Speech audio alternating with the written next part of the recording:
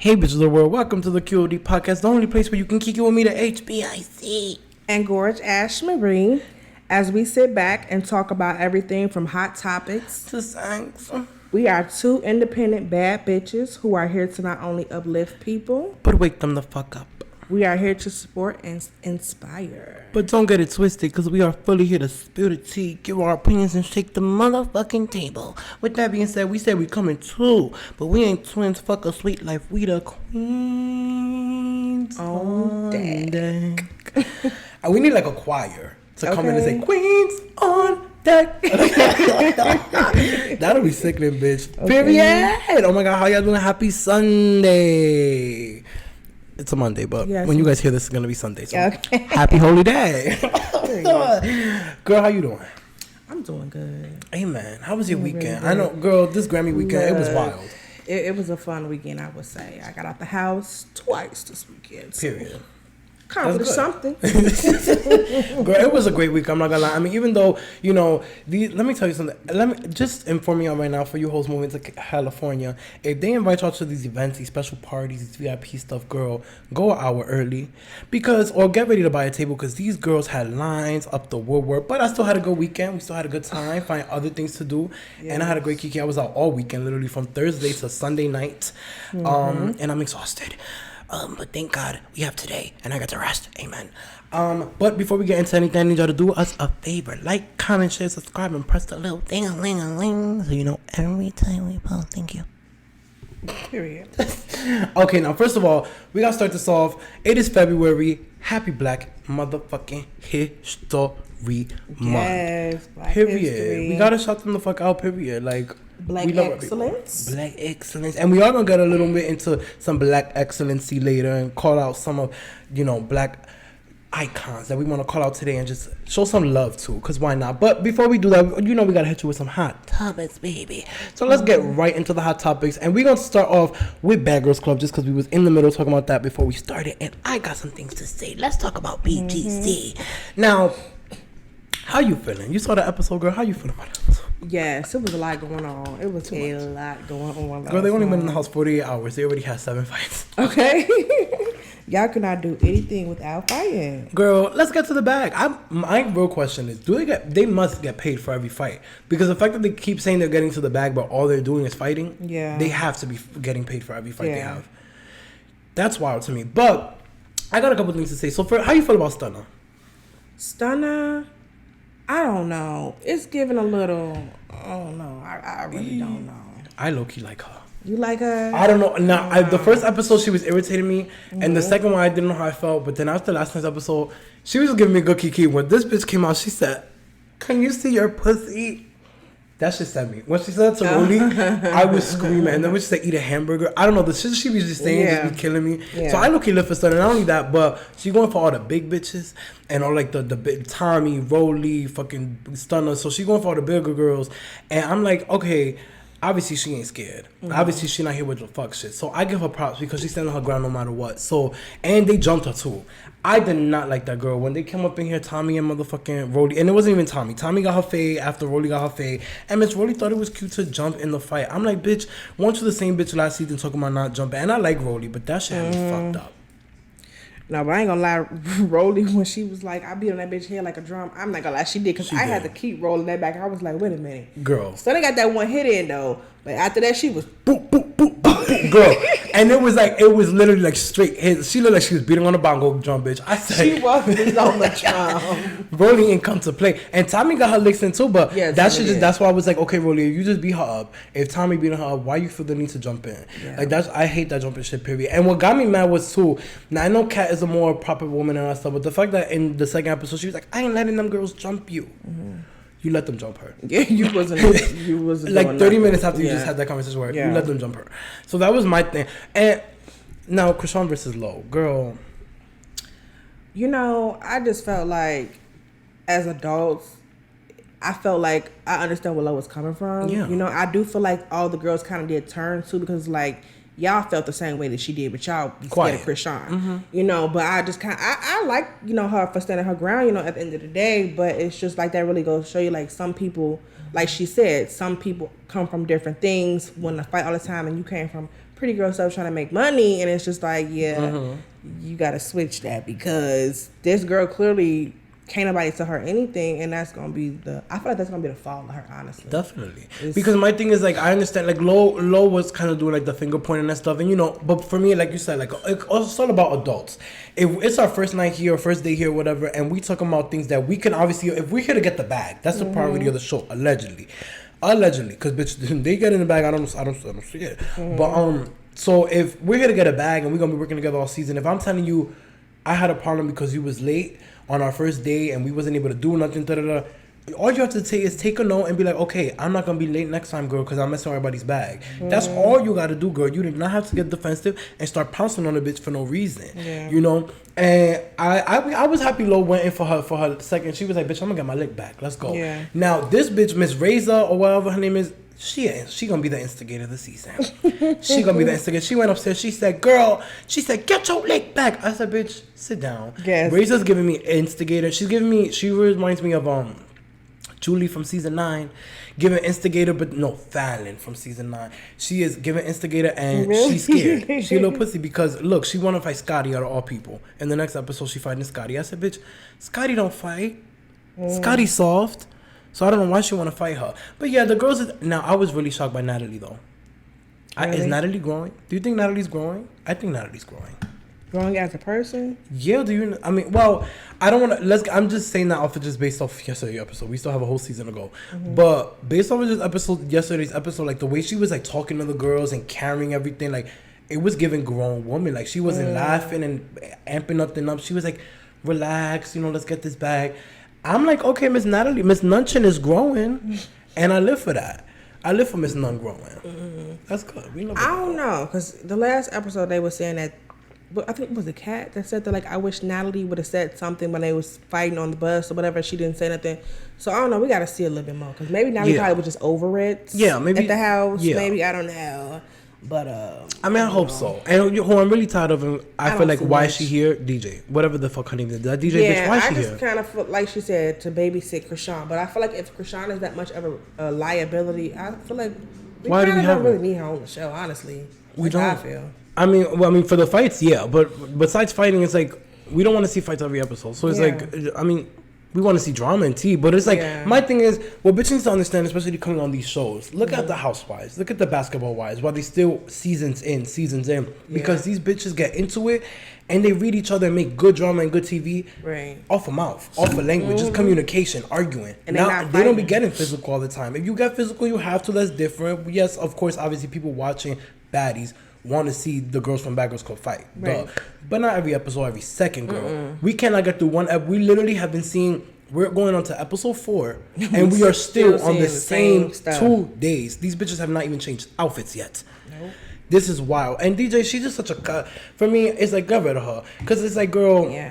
She over here talking for fucking Krishan. I'm like, girl, shut I want somebody to pop her mouth. Yeah, me too. Because for me, I hate bitches like that. You just want to, oh, what's your problem? Why are you speaking so aggressive, bitch? You ain't the one that got into a fight. If you're going to be the mediator, mediate. And be the middleman. Don't be the freaking one-sided mediator. You like instigating it. That's what she's doing. So I'm like, honestly, I'm waiting until they pop DJ in the mouth. And yes. But... I don't know. Let's see what happens next week on Baddies, girl. I don't fucking know what's tea with that. Now let's talk about the Grammys. So Beyonce has the most Grammys of all time. Congrats, Beyonce. Do you like Beyonce? Yeah, I like Beyonce. A lot of people hate Beyonce. I like her. And I mean, I think Beyonce's great. I love her, but we were talking about it earlier, and I'm like, my question is, why do people love Beyonce so much? And I'm not saying that because I don't. Like I said, I love Beyonce. I stand for her. She's a queen. She's iconic. She's legendary. But why do people live for her as much as they live for her? She hasn't really done... If you think about it, she's never really done things like create world peace or anything. But she's done a lot of good things for like the black community, the gay community. So I can see... I don't know. It's just like... Because they really hold her up as a god. Like yesterday in the Grammys, everyone was crying, seeing her, hugging her, touching her. She is really God. I will say she's definitely talented. But the way people praise and worship her is really scary to me. It's really scary. I don't think that you need to praise and worship somebody that much, that she is a human being just like us. So that aspect, now that is where I feel like it's questioned. Like, what is up with y'all? That y'all gotta praise this person and put her on that big of a pedestal. Now, yes, of course, congratulate somebody when credit is due, but I feel like people just take it a little too far when it comes to Beyonce and a lot of this stuff. Like, she's human, just like you. Like, relax. Amen. I mean, the good thing is I don't think the Beehive is as bad as the Barbs, because the Barbs, they're aggressive. The Beehive, I feel like they're more loving. They're not as so much, we're gonna attack you for Beyonce. But I do think the Grammys used to be. They did? They used to be vultures. Oh. Yes, they used to be going in bees and all that other weird stuff they used to do, harassing people under their pictures. Release the bees. Oh, yes, when they used to put the bee on all the comments. I remember. They calmed down now, but they were terrorists. But I feel like they come down now after like the new album and stuff, because now it's like, now she like officially, because even though we always knew she always stood for the gays, now that she officially is making music for the gays, it's like now at this point everybody wants love, world peace and love. But I'm like, before that everybody was so vicious and angry. Yeah. But overall, how do you like the Grammys? Because I don't really get into a lot of award shows unless it's the VMAs. I do like the Grammys though, at least performance wise and like stuff, but the Grammys are rigorous, girl. Yeah, definitely. I don't watch the Grammys no more. I used to. I don't anymore because I kind of feel like you said, like the Grammys is definitely rigged in some sort of way, because there's no way Nicki Minaj still has no Grammys. I don't stand behind that. Beside it, whatever. And I don't support it because it seems to me things are unfair, and I'm a Libra. It got to be balanced with me. It got to be fair. I'm all about fairness, so I don't really pay attention to the stupid shit until y'all really give people credit where it's due, because it's too many people who are untalented with Grammys. At this point, Grammys, y'all about to run yourselves out of business, because people are really starting to see like y'all are full of shit. You know, like I feel like in maybe like 10 years, the Grammys not gonna be that valuable no more. I just kind of feel like it's because y'all, it's some people that deserve Grammys. Because it's not prestigious anymore like it used to be prestigious. Like things like the Grammys, Oscars, Emmys, those are awards that are prestigious awards. We don't have that anymore. I feel like now we live at a time where like people are getting awards as sympathy votes, or just because they're what's popping at the time, or just to please the fans or please social media. And I'm like kissing ass. Like that's wild. Like yesterday when I was watching it and they announced the song of the year went to this lady. I'm gonna say her name, just say her name, because I feel like let's shout her out. You know, congratulations. So she's old. She go by the name of Bonnie Raitt. Now she won Music of the Year, Song of the Year, whatever. I disagree. The Song of the Year should have went to Harry Styles, and Beyonce should have won Album of the Year, period. Like that's just common sense. That was the highest rated Album of the Year, and it's still number one. Most of the songs are still in the top 10 charts. So to me, it's like, it's just rigor. I feel like they just give votes out and awards out to people who they want to, and I'm just like, that's not what we here for, girl. Like, I want to see the people who deserve the motherfucking awards be given the awards. Why are we seeing these new and upcoming artists who just dropped one hit song being freaking unless it's a song that changed the world, why are they even being nominated? Because Lotto T, Big Energy shouldn't have been nominated, period, in my opinion. It wasn't a song that changed time. It wasn't a song that did none of that. We had better music last year and songs that should have been nominated. It just gets... Everything is fake. Everyone is fake. Okay, fake. But that's the Grammys. And, okay, so how do you feel about injectables? We talked about this, I think, a little bit during the body episode. Did we talk about like injecting stuff? Yeah, like fake titties, fake ass, fake body part. How do you feel about it? Look, for me, I feel like you can do whatever you want with your body, but I just kind of feel like once you gotta know when to stop. Because some people, when they be injecting, like I seen something on social media maybe a couple of days ago where this woman was talking about how she injected, you know, the fillers or whatever in her lips, and then like she stretched them out really bad to the point where when she took them out, her lips were wrinkled and like stretch marks and whatever it was. So she had to put them back in.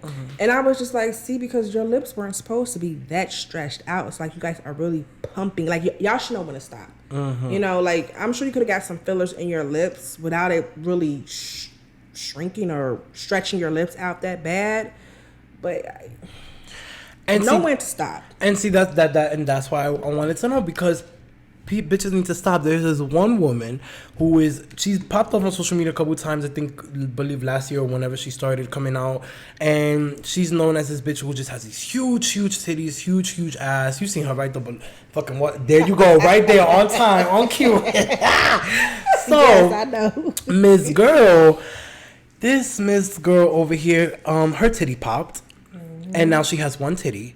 And her shit is just popping, and she went on the other day and she was scared and stuff, and that just it's like people y'all need to know when to stop with these surgeries. Yeah. Stop pumping and stuff. And, I want to look like this, I want to look like that. Girl, think about your health, because at the end of the day, y'all need to think about what they're injecting into y'all. They're not injecting blood, they're not injecting tissues or things that are naturally in your body, bitch. They're injecting fucking silicone, fucking CCs, watts, whatever the fuck all this shit is, into your body, and that shit is exploding, and that shit is doing damage into your inside. Because now this bitch is over here walking around with fucking one wet watermelon ass titty on her titty, and inflated. Not even a watermelon, bitch. It's like a car wheel, a tire. Yeah, because it's bigger than her damn head. Girl, it literally looks like a freaking tire in the middle of her chest right now. Yeah. Imagine with both of them bitches. Yeah. It's like, girl, how do you even buy shirts that fit your titties? Yeah.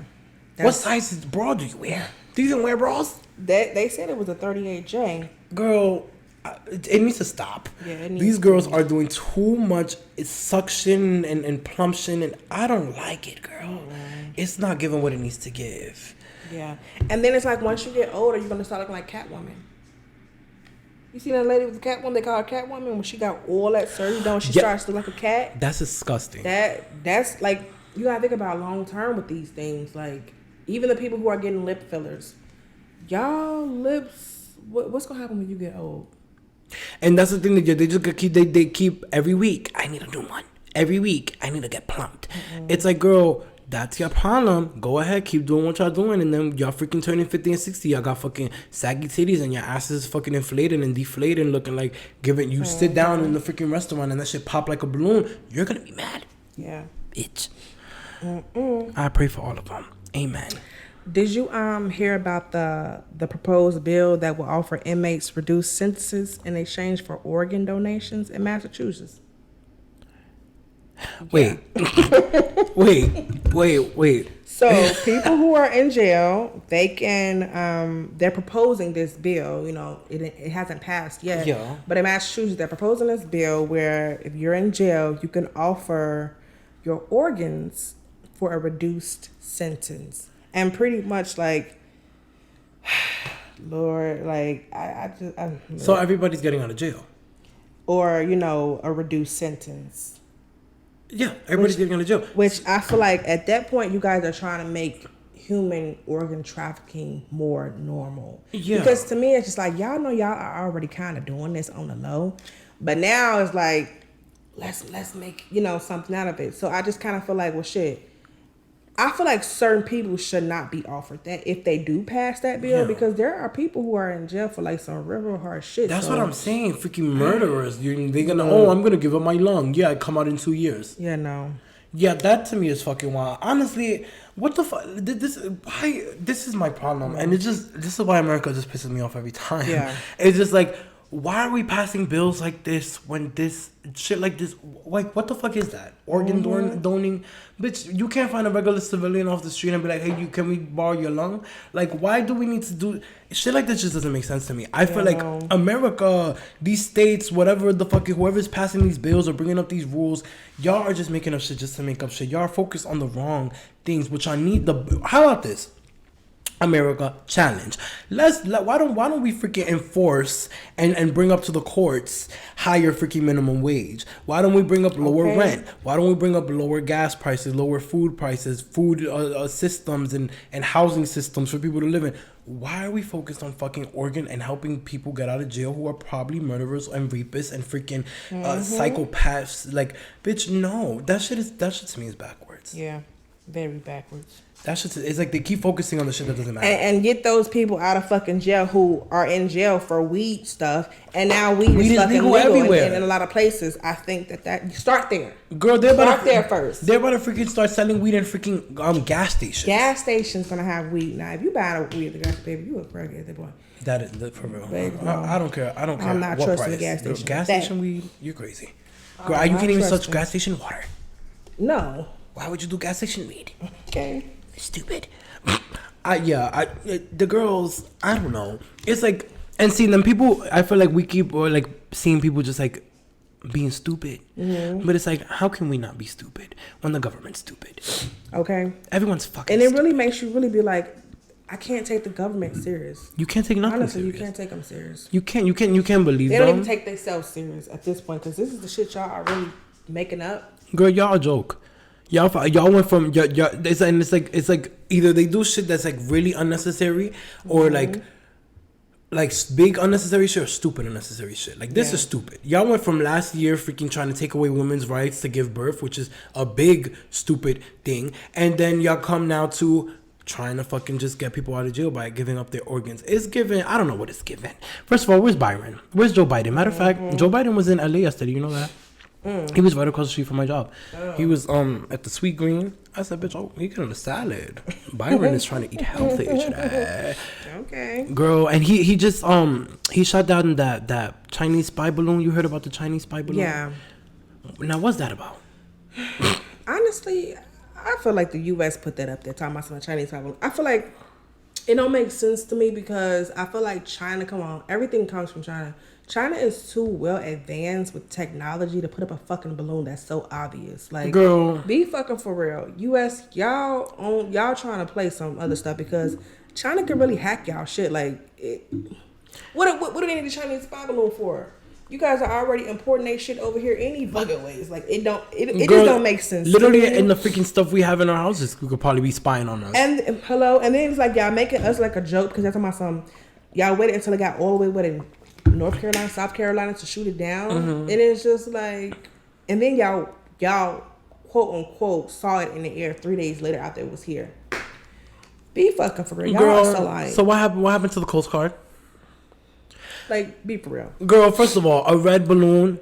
Girl, that could have been a kid coming from fucking kid's birthday party that has balloon go in the air. You telling me, bitch, every year for my sister's birthday, rest in peace, hustle, every year I'm letting balloons go in the air. That could have been a fucking balloon for a dead person. What are y'all talking about, spy balloons? It's like, they're so stupid. Yeah, they're so stupid. And you know what, honestly, I think what needs to happen, what needs to happen first, because obviously the small things ain't gonna work. What needs to happen, we need a new president, like tomorrow. Yeah. Because honestly, Byron ain't doing it. He made all these promises, said all these stuff, baby. I still got freaking student loans up in my thing that I didn't even know I was getting charged for. That's still there, baby. Talking about we need to pass it through a court. Pass what through a court? Ain't you the president? Can't you just say sign that shit off and go? Come on, let's make it make sense.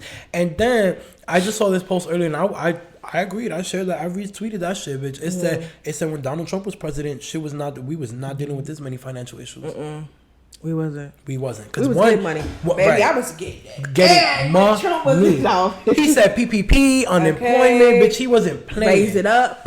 He said, yeah, inflation is coming. Yeah, COVID is hard, bitch. But here's a little extra money for your pocket so y'all could do good. So people could shit on Trump all they want, but Trump did some good things because at least we may have been depressed and isolated because of COVID and because of shit that was happening in the world, but we was not depressed and worried so much about money that was coming in our pockets because whether we was making it or getting it from the government for the time being, bitch, we would, hello.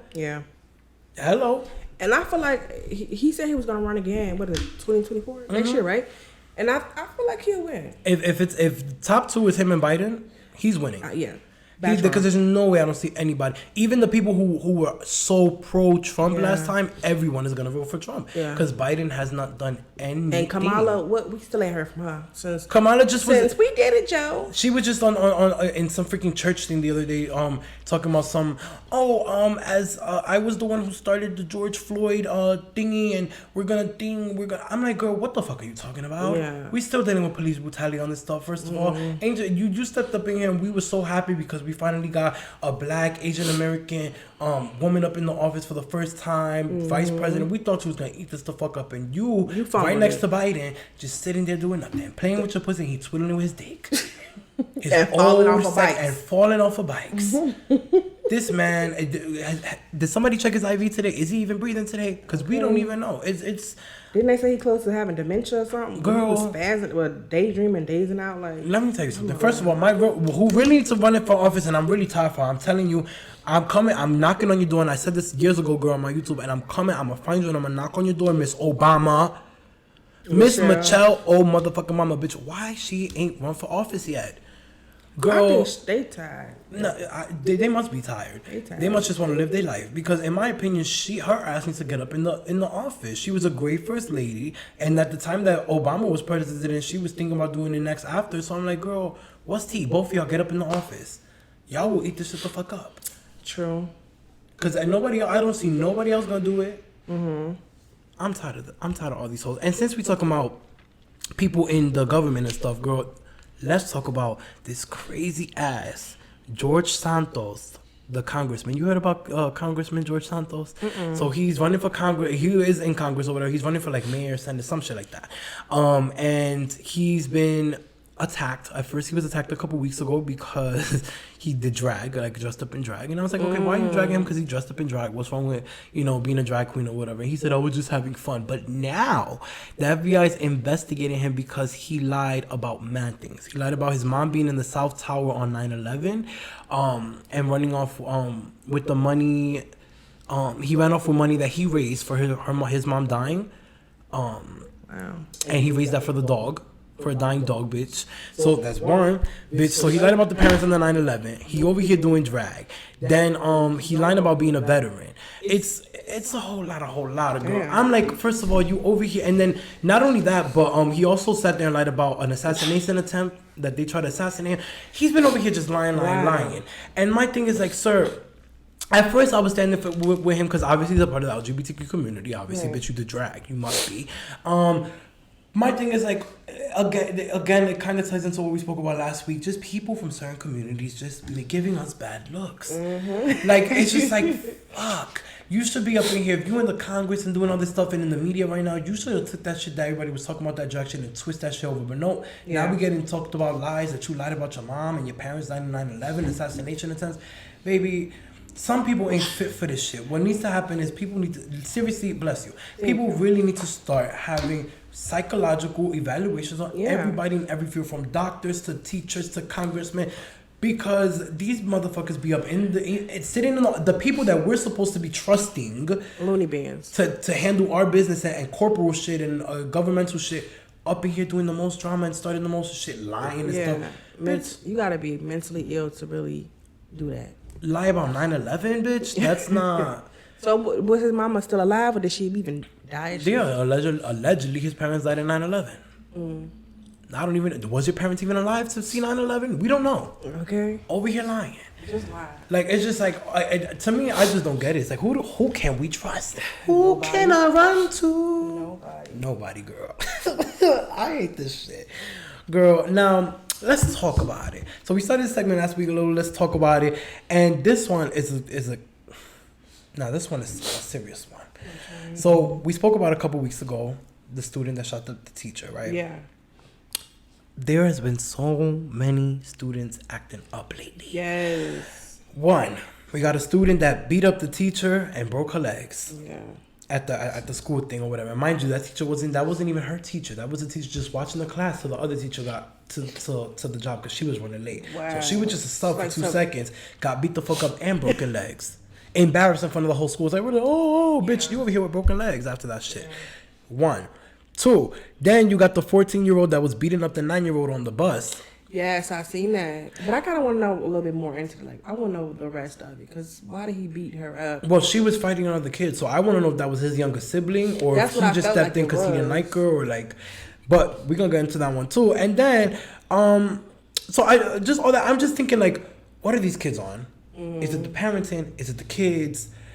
What is it? I feel like it's a mixture of both. Like what? You know what I think it is? I think it's the fact that we're living in a generation where there's so many young parents, so many people who had kids at fucking 16, 17, 18. They feel grown with their kids. So they don't know they didn't know how to raise their child. Mm-hmm. And right now is the effect. All these kids have been acting out. These are the effects of it. Because there's no way we having students shooting up teachers, beating teachers up for no reason, freaking yelling at teachers like that. Like, don't get me wrong. I had issues with teachers. I threw a chair at a teacher once and all that. Yeah, but it was only when it was disrespect. Because you do have some teachers who really try the fuck out of you. And it's like, okay, bitch, we can act like two motherfuckers in the street. You're going to act like that with me. But sometimes, like, it's a matter of respect. And not only that, it's like when you send your kids to school, obviously you want to think, okay, my kids are safe. Obviously, things like that. But it's like when the teachers leave to work, they're not thinking they're coming into school to deal with fucking demonic children and the children bringing guns to school and all this stuff. It's like I want to put them on fire. What? Like shit like that to me is like, so it has to be the parenting, because when I saw that 14-year-old beat that 9-year-old like that and it was a little girl. Yeah. And with a 14-year-old boy, I just thought that household must be an abusive household. The way he was beating on her. For real. Because I'm like, there's just no way. Like, you must be seeing that at home to be in school doing it like it was nothing. Yeah. He pounced on and not even just at home. Like, just the things that kids are so accessible to nowadays. You know what I'm saying? Because, like, I remember when I was younger, too, like, I didn't see, like, my mom was beating up people. But we was watching WWE for sure. We was in the house punching and throwing each other over couches and shit. You know, like sometimes I'm not gonna say the parent could be abusive, but they literally the way these kids are now, it's all about technology and the shit they're seeing, and then the TV, like stations like Zeus. You seeing all these fights, so that's what people think that is cool nowadays. So it's like nowadays, so much is raising your kids and. We just, get them iPads, get them phones, give them this, give them that. And it's just like, you honestly can't even track down what is really teaching your kids unless you're sitting around talking to them. TikTok too. I think TikTok is the big issue. And let me tell you why TikTok is a big issue. Because TikTok is the app that no matter what age... Facebook too, but I feel like bullying. TikTok, they see the visual. But that's what I'm saying. I feel like with TikTok is like where they get the easy access to see those shows and stuff. Obviously, every day, every week after Baddies is trending or a celebrity drama is trending, you see that those tweets, those stuff on TikTok, those videos, little funny stuff, whatever. Those kids get curious. Let me look it up or whatever. So my thing is, but like, their parents watching the shit too. Baby, when I was growing up. It was at some point when the sperm donor was living in my house, he would be like, okay, by a certain time y'all gotta be off the phone, off the TV, all that, you know. And even when he wasn't in the house and my mom was there, she still tried to implement us not being all up in the phones all day. Like, I don't think I grew up always in my phone 24/7. Like, you see a 6-year-old now, hooked to an iPad. Hooked. Them motherfuckers know how to use an iPad better than me. Yeah. Them niggas know how to freaking hard reset an iPhone, a freaking laptop. I don't even know how to do that. I'm like, that shit to me is just like they don't be playing. It's wild because it's like at this point, technology is not gonna change. It's gonna keep advancing. These apps are gonna keep existing. They're gonna keep getting money. They're gonna keep getting the sponsors. So what needs to be done? That's why I feel like it does tie into the parenting, is because the parents need to be the ones to be like, let me limit you. Let me see what you're watching. Let me have parental locks on your phone. Maybe these apps should change the age limit on these things, because a lot of kids lie about their age. Maybe we should change. Yeah. Like, it's just something like that needs to be like better handled, because that's where they're learning it from. Like, to me, I feel like it's just very dangerous, and we already know teachers are underpaid. Yeah. Underpaid. They're the only. Because even doctors, I feel like doctors, they work all the time, but they're at least paid a decent amount. With teachers, they're probably the only occupation that work every single day of the year. Even in the summertime, they probably got, I think, 1 month off. Because they're back in August and they leave like right in July. So literally that July month is the only time they really have off. So they're in this working all year fucking long. Yeah. And that's how they get paid. Disrespected and worried about, oh my God, I might get beat up, I might get shot. Like, that to me is not, it's not cool, it's not cute. And it also ties into the mental illness that we spoke about before. It's like, these kids need the mental help. They need to start checking these kids and evaluating them. We need to stop prioritizing classes like fucking, why we have freaking 3 gym classes that we need to pass a year in fucking at middle school. Oh, you need to pass gym this semester. No, bitch. Give me gym 1 semester. Okay. Give me sex ed, because they need to learn about the penis and the vaginas. Sex ed out when I was like in high school. I'm like, why don't we have Girl, sex I started sex ed in 4th grade. See. I had sex, I swear to God, I had sex at 4th grade, 5th, 6th, and 7th straight. After that, I started getting the choices of what classes I get to choose from 8th grade on. Bitch, I said, I don't want to see sex ed ever again. Because I kept seeing the same fucking reproductive system. Like, y'all keep imprinting this shit in my mind.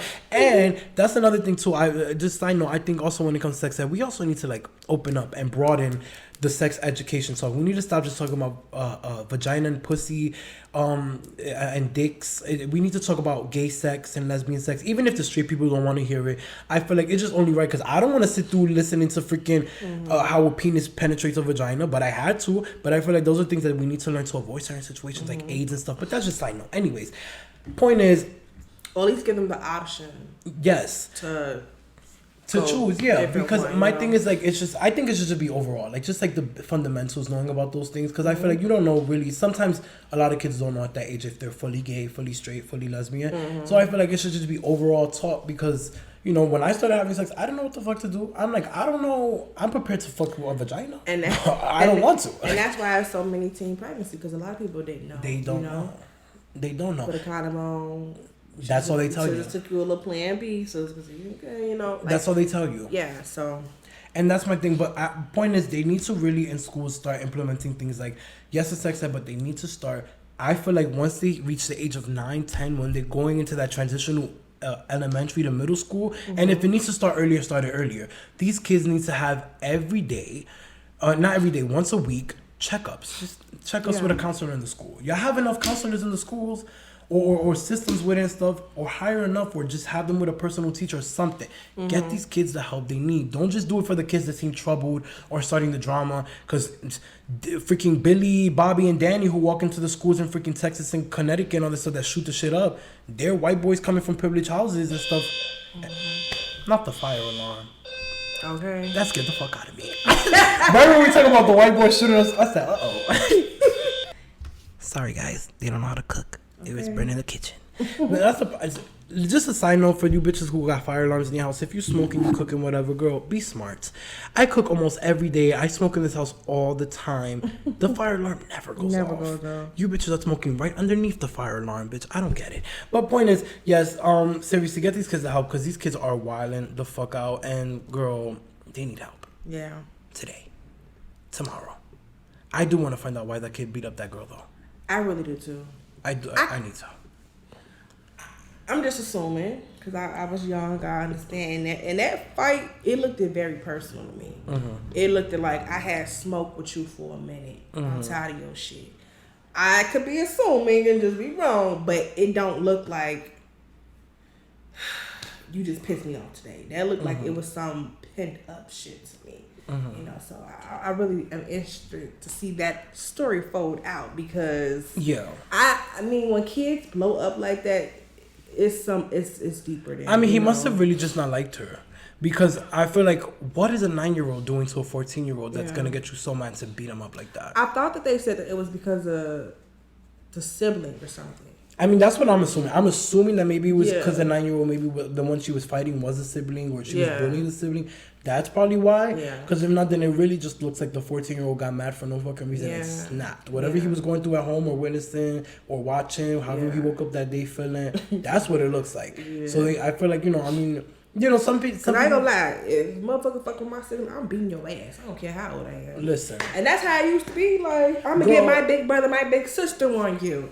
So that's what it seemed like to me. So I mean, I never had that privilege.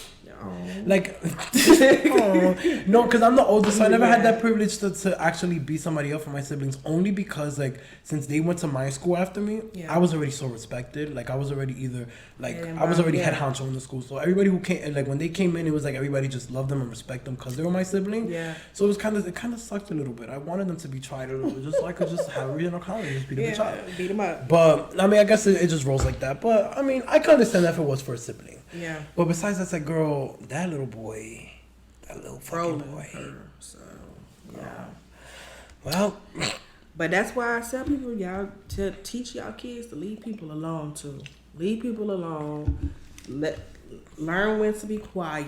You gotta read the room. And I feel like people should really teach their kids to read the room at a young age too. Yes. Because I'm sorry, but if I would have known this big motherfucker I would have shut it up. Right. Sorry, stop. And, right, for the little girl, if that was the sibling that she was fighting or whatever, with the brother in the back, had her parents taught her to read the room, she would have said, wait till we got off this bus into the classroom where your brother gonna be in his class. Then I could fuck with you. And if I knew they was coming, I would have sat right behind the driver. Right. Or I would have punched the little boy and then ran to the driver like, help me, big boy's coming. Like, something.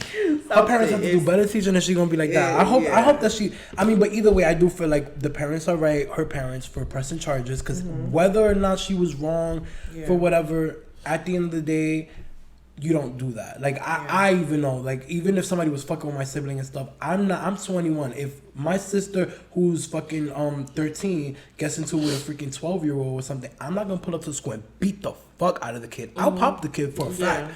You fuck with my sister and you a boy. Oh, boo boo, 1 2. That's but it. I'm not gonna boop boop Pounce, boop, yeah. boop boop. That was so they were goddamn skippy for suing them motherfuckers.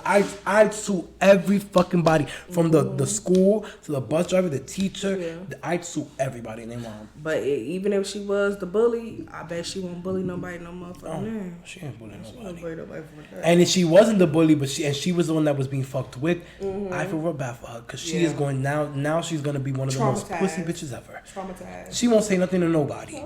They push her in the car, she gonna be like, I do, and just catch herself. She said to me, yeah, definitely traumatized. She is gonna be traumatized. She have nightmares. That was crazy. Boys walk towards her, she probably gonna turn lesbian now. Okay. Shit, now that was somebody beating on that ass like a drum. Come on, Rolly, take notes. He was really beating on it like a drum. Like really, no. Girl. See, did you see that those twins who got abducted? One of them recently died. Twins got abducted. Yes, the twins in Colombia that they were on the Ohio Amber Alert. One of them has passed away because the mom, I forgot she was like in a gas station or something. The lady came and took her car. Her twins were in the back. Yes. And they found the other twin maybe like the next day or 2 days later, and then one of them recently just died from choking. From a choking? Yeah, from choking. Yeah, he was not breathing.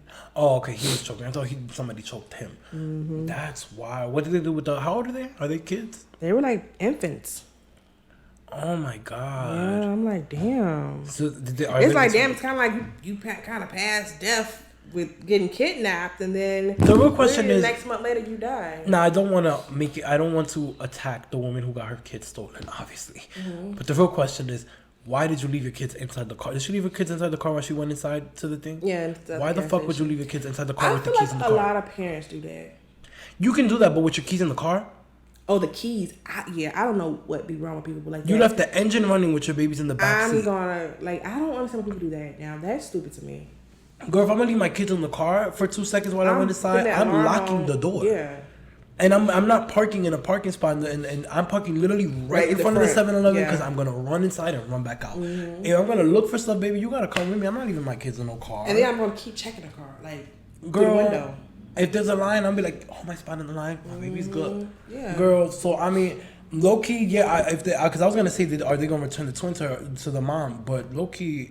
I low-key double guess that first because I'm like, girl, the real question is why you left your kids in the car. Yeah. If you was that reckless to do that, girl, low-key, you deserve that. Yeah. I mean, that's scary as fuck to deal with, and I don't want to wish that on nobody, but if you're dumb enough to do that, bitch, you kind of got to learn your lesson. Yeah. Fucking need to fucking motor. No, bitch. Seriously.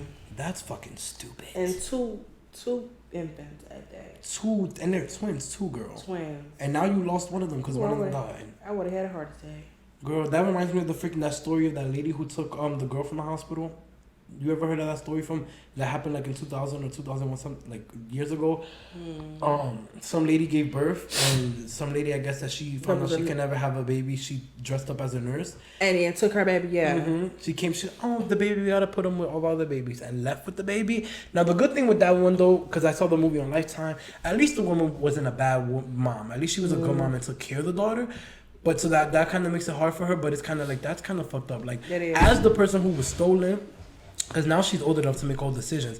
But it's kind of like, I wonder, like, do you resent your mom who you were stolen from? Do you resent the mom who stole you? Do you love both of them the same? Like, that's a shitty situation to be in. But, well, thank God. I feel like, how don't they catch on to those things sooner? Like, with the girl going to school and stuff like that. Like, how do you fake stuff to her? Like, I don't know. Maybe she had a fake birth certificate. Because let me tell you, because people are evil. People have really scheme and that's my thing. The fact that people put their time and energy to scheme on shit like that instead of putting that time and energy to get in the bag or actually doing something with their life, it's like, baby, if you had that mastermind mindset to for example, start your own company, bitch, you'd be the most popular company ever. Because bitch, if you got away with a child for 16 years and then get caught till she was like 17, 18, because she wanted to find the mom.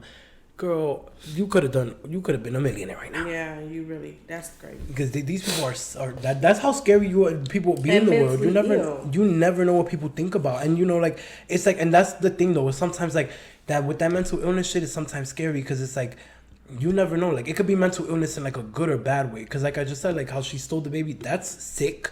But at the same time, she grew the baby up the right way. So that's kind of like, you're mentally off, but you're also kind of like, it's weird. It's weird. That is. Let's get the girl some medicine. I'm trying to get some help. Girl, now let's talk about, so we said it's Black History Month. Yeah. So is there any black heroes, one black hero that you want to shout out today? It could be someone new, someone old. Who do you want to shout out today on this Black History Month? You know what? Honestly, I feel like for me, Michael Jackson. Period. I feel like lately I just been blasting his music a lot. Period. I just love Michael Jackson. I feel like he just puts me in a good energy. And I feel like we got to keep him alive. Oh, yeah, we do. We got to keep him alive. He'll never die. And, I feel like Michael Jackson been like my hero these last couple of weeks. Because, baby, his music really, really uplifts me. I could be having a fucked up bad day and I just break out of some Michael Jackson. Just feeling good. Let me tell you something. Rock With You lately, like Rock With You's always been a bop, but lately, like that song just plays. I don't know why that song just been playing out of nowhere, everywhere. When I'm at work, when my music is playing on my phone, it just plays, and every time it plays, I do do do do do do do do do do. I just my vibe just changed, and I'm like, ooh, it just makes me feel good in that moment. I love that song, so that's a good one. MJ is my hero. That's a good one. I have two. I have one only because she's that girl. Beyonce. I have to say Beyonce one because, despite, all the dramas that been happening, people like either really love living for her, really not living for her. We have to give, like you said earlier, props where props are due. She has done a lot for the black community, a lot for the gay community. And yes, she may be the leader of the Illuminati, but bitch, she is fucking sickening. And she always gives a good ass performance. She is one of the reasons I love to perform. And every time I perform, I always think about the same bitches. Beyonce, Britney, Gaga, Michael. Those four. I'm like, what would they do if they on stage? Eat the fuck up. So that every time I perform, I always think of those four, and I'm like, that's what you got to do. Well, Britney. Oh, Britney. Yeah, obviously not. They fucked up so bad. Pray for Britney. I always think about that. I'm like, you got to think, because the aspects they all had of their performing, like Beyonce's stage presence is just like, when she come in, that bitch is here. Strong stage presence. Like even like yesterday, like at the Grammys, how everybody like literally like during the show they had to stop because she came in. They're like, oh, Beyonce got here late, but hey, girl, like that's a presence, bitch. So to me, it's like, bitch, shout out to Beyonce. That's one of my Black history icons and legends. And the other one, I'm gonna give it to him just because it was Martin Luther King Day not too long ago. So I'm gonna just give it to Martin Luther King because, he had a dream. And, the reason why I feel like, and I don't want to be too cliche and just say Martin Luther King because of the reasons why he did it. I feel like Martin Luther King, he did open the door for the girls and to like be together and bring awareness and stuff. And I feel like he's the only, if you really think about it, he's one of the only Black icons. Like, I mean, obviously we talk about Rosa and Malcolm X and what's the other one, Harriet Tubman. We talk about them, but Martin Luther King is celebrated everywhere. There's literally a Martin Luther King Boulevard or street and every fucking state and city. So, period. That on that. And the last ones I want to shout out, it's me and Ashley because the girls may not know us yet, but we're going to be history making bitches one day. Period. I said what I said. So, girl, this episode we're talking about dating. Yes, dating. Girl, because the dating. So, before we get into dating in LA, how was dating for you outside of LA? Back at home, traveling, how was dating? Look. Dating back, even when I was in Chicago and Atlanta, I feel like dating for me was good. Like I wouldn't say I was like dating because most people, I definitely had like some stable relationships, 3-year relationships and, lived together, whatever. Didn't work out, but it still wasn't like I'm in and out the dating scene, like here, a fool. Motherfucking fool. Is disgusting. So, well, for me, I feel like it's kind of the same way too, though. Like, I feel like here is definitely way harder. Because like back home, like I've never been the bitch. We already know, guys, single, yes, never been on a real date, whatever, fuck you. But when it comes to like guys, period, just like in New York, very easy. Like the guys are just they throw themselves at me in a sense, not to like toot my own horn, but like it's like they're always there. It's always a vibe. Here it's very hit or miss. Here is either they just want to fuck or they're just bullshitting and a waste of time. And I think dating in Los Angeles, unless you feel like, I feel like dating in Los Angeles, you kind of have to have a certain social class. to, if not the social class, you kind of have to fall into like that stereotype. You kind of have to fall into that thin, pretty girl or like cute boy, hot boy type of energy. And I'm like, bitch, no. Yeah, no. I want to stand out from the rest. I don't want to come up in here being the same Exactly. as all these other hoes. Not only that, but out here in California, these hoes get passed around. Like what? Especially in the gay community, girl. And we was at West Hollywood the other day. The girls were girling. Yes, girl, we standing in the corner having a good old kiki. There's this couple next to us dancing. I'm thinking they all coupled up. They were really dancing sensual, like kissing. I'm like, okay, they're looking cute. They was getting me tight because I hate couples. But it was given. I'm like, okay. Then we got this gay couple next to us. And I'm like, okay, they a little something. They cute together. They look fleet. Girl, one come back from the bathroom. He over here, he take the boy from home, girl. They over here kissing. The other boy with the blue getting his finger sucked on. Then they start kissing each other. I'm like, what is going on, girl? Thought y'all was together. Girl, it is giving 8. It's giving get in when you fit in. Girl. And if it's that type of nature, I'm not getting in nowhere because I'm not doing that. And that's the thing out here. I think out here, I feel like that's my main problem with the dating is out here the guys, they feel like, it feels like they want you to be a certain way. Like, I feel like here they don't like... especially if they're from California, they're not used to bitches who are so independent, bitches who are so headstrong. They're used to these girls out here who are ditzy and very either like, yeah, daddy, I need you, drive me, pick me up, or just used to being with a girl because they got money and stuff or whatever the case may be. And it's like, with me, it's like, I'm not a bitch you're gonna walk over. You can't demand me to do stuff. I'm not gonna be no whole ass bitch bending over in the middle of the club for you to put your dick inside of me in the middle of the club. No. That's not me. But that's what they look for. So it's like when they see that you're not what they're looking for, when you're not giving that energy, when you're not just a needy bitch, they don't like that. They don't like independent, strong bitches and with the type of energy we got. Because we have that energy that, bitch, you can't tell me nothing. No, you can't. And they don't like that. They want to, like, kind of have that possession over you. Well, should I be single? Because you ain't going to possess me. Bitch, period. Okay. Ain't nothing possessing me but the power of God. Nothing. That's all. And honestly, you know what? I talked to one guy that was out here, but I felt like he was older than me, but I felt like he just talked really stupid. And I didn't. It was kind of a turn off. I feel like if I'm going to date somebody he wasn't that much older. He was like 5 years older than me. But his conversations were pretty dull. You know, he didn't feed my soul. It was just like, why are you even around me? Mm-hmm. Like, you don't talk about nothing with substance. You can't even hold a conversation. That's when I know, like, what the fuck? Why are you breathing my air right now? You can't keep up a conversation. And then it was always like, when I would bring up certain things, it's like, where did you see that from?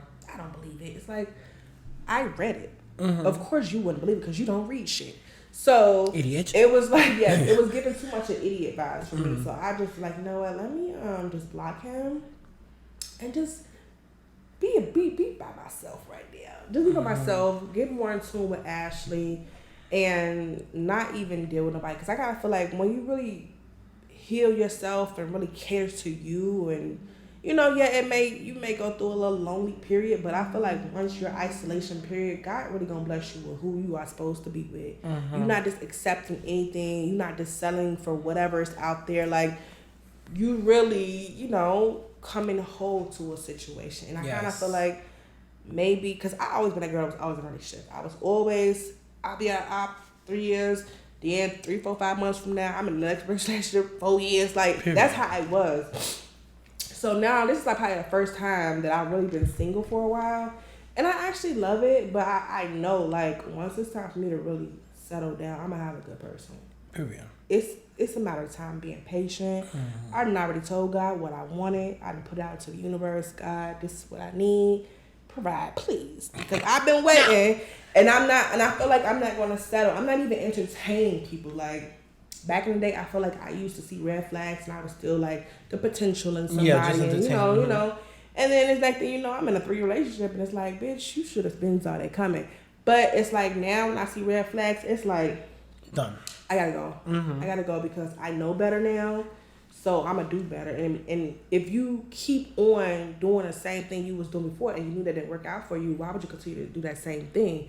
No, I learned from my mistakes, and I'm gonna keep it pushing. I'm gonna find somebody. Well, Well, no, they're gonna find me. Period. Because you ain't. They're gonna find me. I'm not looking. They're gonna find me, and God gonna align it correctly in divine timing. Hey, fucking man, that was a bitch. Divine time. Divine time. No, I agree. I think that's, but I think it's kind of rough though, because I feel like you can know what you want and kind of like call out the red flags. I feel like I've been through so many no's and so many like, not no's like being so no, but I mean like so many shitty motherfuckers that I'm like, at this point I'm like very like, when I, like you said, notice a red flag, se fue, se acabó. But it's like sometimes it's like with some of them you just, you know, there's like, it's like just, it's that urge of, that sense of just not so much wanting them, but wanting the energy. Yeah. Because like there's this one guy I was talking to, whatever, I'm not sure how I'm feeling about it now, but and just like it was no really problem, like he's dope and whatever, but it's small things that kind of just get to me. Yeah. And I know this sounds bad, but teeth to me is a big thing. Oh yes. Ooh. And his teeth ain't pretty. Why? And for me that's a big thing, because it's like, I gotta think about when we kissing, our tongues is swapping. My tongue is gonna come across your teeth, and my let me tell you something. Me with my tongue is I will, when I'm kissing somebody, I will literally put my tongue through all your teeth, like just swipe it through like a toothbrush, bitch. So if you got bad teeth, to me it's like yuck. Yeah. So and it's, you know, he's really cool and stuff and dope, but it's just like I don't see. Yeah. Is it, you know, is the teeth, is he at least saying like, you know, I'm gonna get some braces, I'm gonna get Invisalign, something? And it's not even that they're not straight, it's just they look like, I mean, he had braces at some point or whatever, so he has that built up like plaque and residue, but it doesn't look like, see, like me, I had braces and I had like, you know, the build up from like the braces and stuff, but it's not visual. Yeah. You can't see it. I can see it. And I'm like, that's not... That, you know, and it sounds like a petty reason to stop fucking with somebody. So for me, it's straight, so what, they like brown or something? Yeah, they're like, they're like all types of colors. You got the whites, the browns, the beiges, the grays. Have you told him? That to me is like, you see, I'm a blunt ass bitch, but some things is like, it's like, how do you know, because I like to tell people things like, when you know somebody, you can kind of say, like like you said, reading people. If I read you, like with some people I know, I can be blunt and say, girl, you need to gum your breath stink. But with some people, it's like, you know, I just pop a gum myself, even though I might not need one. I just, hey, you want some? You know, subtle ways of doing it, like something like that, without people getting offended. So it's like, I don't know how to tell him, hey, I don't like your teeth, without him getting offended, you know? Yeah. So it's, and not only that, but here, it's also because, like, I'm mostly turned off because, like, it's like the problem with a lot of guys out here that I noticed, guys, period, but they're so broken. I don't fuck with young niggas. I don't fuck with boys my age. Like, I don't have a problem with it, but because my thing is, I need a guy who's mentally advanced, a guy who's focused on getting a bag, focused on growing as a person, and going together. Emotionally mature too. Yes, emotionally mature and able to have conversations, converse and stuff. I don't got time for little kids, little drama, little bullshit, especially like out here. I noticed a lot of guys, quote unquote, don't have time. Nigga, you got time. Yeah. You got. I'm not saying we got to be together every day. There's 7 days a week. I work, I got shit to do as well. Yeah. We can, I'm pretty sure that hour and a half we'll spend on the phone could have been an hour and a half we were together in each other's presence. Exactly. In my opinion, you know? So I feel like out here there's a lot of guys who are just broken. Yeah. And they have so many issues and come with so much baggage. And I feel like, especially me having such a good energy, I feel like I bring in that energy where it's like people feel comfortable enough to open up to me. And it's like, that's fine, but they just start dumping. And dumping and feel like I'm the fucking diary. I'm like, baby, I'm not here for that. Yeah. Like, I'm here to grow with somebody and grow as myself, but grow with somebody. If you know what I'm timing, we cannot do that. And out here, it's very like just hit or miss with the guys, and I don't like that. There is a lot of broken people. It very is hit or miss, and I feel like if that's when it comes to being picky, like. It's like you said, you have to know what's your worth and what you want. And a lot of people might say, oh, you're too picky. You're asking for too... And yeah, I'm asking for too specific. Because the same way they could be picky with how they choose their girls and how they choose their boys and how they choose, oh, I need a girl with a fat ass. And baby, I'm going to be picky too. I don't prioritize the dick size and I don't prioritize the size of the wallet in the pocket. Because in all reality, I don't like... Because I have a couple people I'm cool with that would sit there and be like... Oh, I'm not talking to a boy who don't have money, who can't take me out to eat. I respect that. But if I'm up and coming too, if I'm working in the bag and stuff, what's the problem with being somebody who's also working to grow and get that bag as well. Yeah. Now I'm not dating a homeless nigga, but you know, but I would. But you're at least financially stable. Yeah, my thing is like you have to be open to that because it's just like we all works in progress. But out here it's like they don't have that mindset. Like they're really like it disgusts me. Like if I open up my dating apps right now and show you the messages I get on a daily, that shit, one, it irritates me. Two, also just makes me think about what am I giving out? Yeah. Because for me to get messages literally every day, I get, oh, you got nice lips. You look like you suck dick good. What's up? What you doing? Where you at? Let me see your ass pic. Why are these the first messages y'all sending? Why can't or dick picture? Why, unsolicited? Why can't the first? I don't mind a dick picture, but say, hey, my name is John. Look at my penis. I'd rather that than you just say penis. Where you at? What you doing? Yeah. You don't even have a face on your profile, and you think I'm. Like they're really wild. They just, to me, that's disrespectful. Yeah. I feel like that's the problem out here. The guys are very disrespectful out here. Yeah. I don't. They're sick. Yeah, I don't think I all in all don't think LA is gonna be the dating place for me. I feel like maybe I'm gonna be here for a while, so I'm manifesting at some point a little something, little something, not too serious but serious. But I don't think I see myself being in long-term relationship with nobody out here, marrying anybody out here, unless they move from somewhere else and moved here and stuff. Right, that's true. Because I don't see it happening for me. I feel like I until I move back to New York or maybe in like a place like Chicago, Atlanta, maybe even Miami, where the niggas is, about it and stuff, but also like on that type of growth mindset, that's when I'll be able to find my man. Yeah, LA is, I don't know what's going on. It's too superficial and it's too messy. Like all of them out here are freaking, and they all are in the closet. Cause even the straight ones with girlfriends and yeah, girl, I'm like, you have a girlfriend and you over here. Right, so like that's what I want to know too. Like how the guy was talking to me. We at WeHo. I'm on like a gay little part, and the guy was trying to talk to me up in the club, and I'm just thinking to myself like, sir, why are you here? This is a gay club. Right. Like it was given bisexual, bi-curious. It was something. I was just like, no thank you. Well, yeah, being out here, I think it's questionable. But I feel like if I was in like in New York and like I'm in the village and I see straight people, I'm not questioning it because I'm like, this is where it's popping. It's free. Everybody's partying, especially because like in New York, like the village is like the West Hollywood of the New York, and that area literally everybody goes to. Like it don't matter. Old, young, straight, gay, everybody goes there because that's the lit area. That's where everybody parties. Like literally, it was this one Pride year that it turned like nighttime in like Washington Square Park. When I tell you it was nothing but straight people, I was like, bro, we're in the gay. Why don't I see one faggot or I see straight people with straights kissing and over here? That's uncomfortable to me, but I'm like, okay, whatever. But out here, it's definitely questionable. Yeah, it's questionable. Because out here, it's like so much, they're all up into all different types of things and. Girl, love.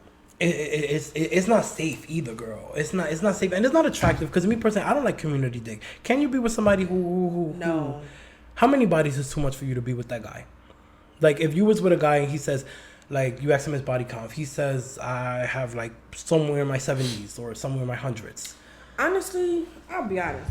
I would not care about a body count.